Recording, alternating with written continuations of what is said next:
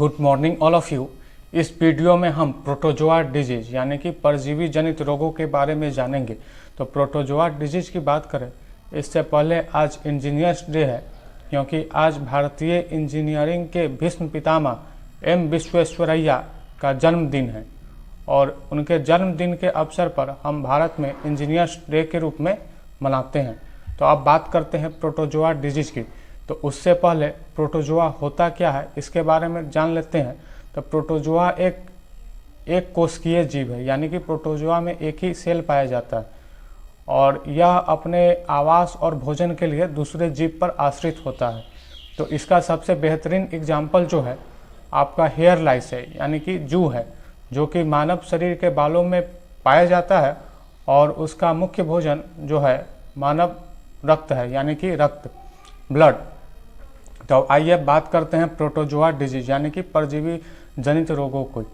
तो पैरासाइट को प्रोटोजोआ कहा जाता है, यानी कि प्रोटोजोआ का दूसरा नाम पैरासाइट है। तो इस डिजीज को याद रखने के लिए भी हम एक ट्रिक की सहायता लेंगे। तो सबसे पहले ट्रिक होता क्या है, तो ट्रिक जो हम लोग अपने आम दिनों में बोलचाल के भाषा में जो वर्ड यूज करते हैं उसी के कॉम्बिनेशन से हम लोग ट्रिक का निर्माण करते हैं।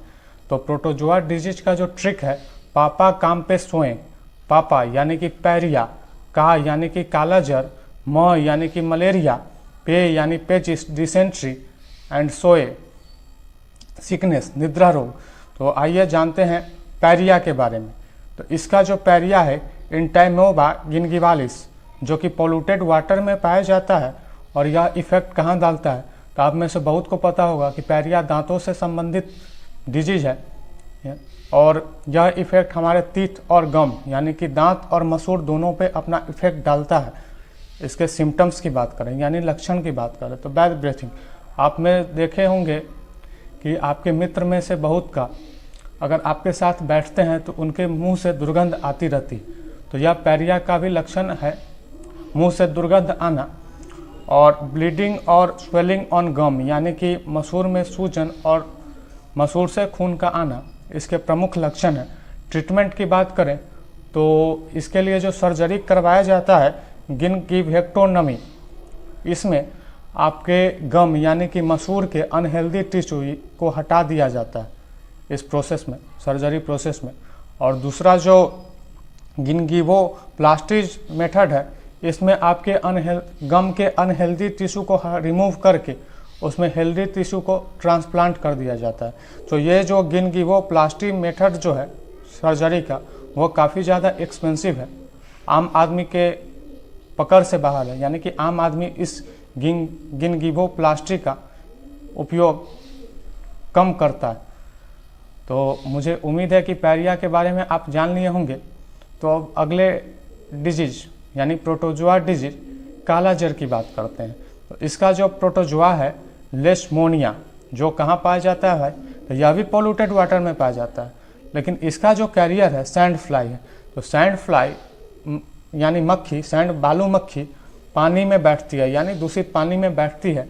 तो वो अपने पैर और एंटीना, जो उसके आगे वाला जो हिस्सा रहता है उसको एंटीना बोलते हैं, उसमें इस प्रोटोजोआ उससे चिपक जाता है।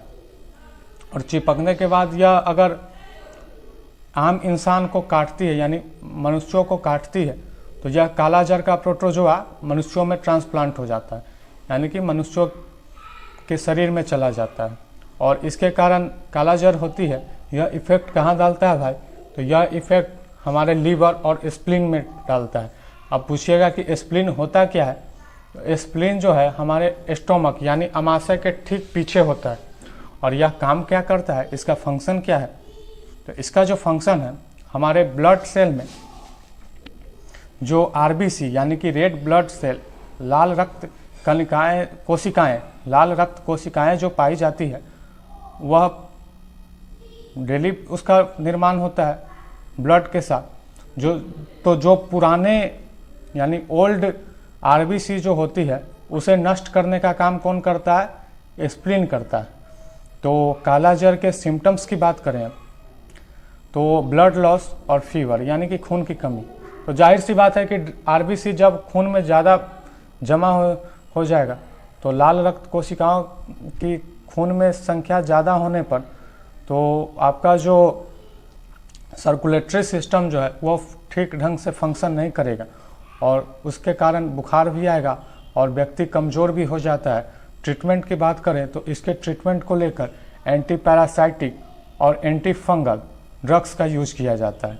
यहाँ पर मैं आपको नाम नहीं बताऊंगा क्योंकि यह आदमी के वजन और आयु पर निर्भर करता है ड्रग के नाम कि कौन सा ड्रग किस आदमी को दिया जा सकता है, तो मैं नहीं बताऊंगा आपको।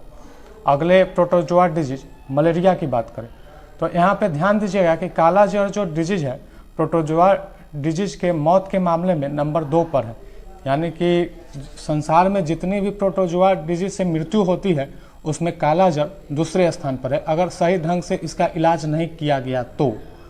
अब बात करते हैं सबसे most dangerous protozoa disease malaria की। तो विश्व में सबसे ज़्यादा मौत प्रोटोजोआ डिजीज में मलेरिया से होती है।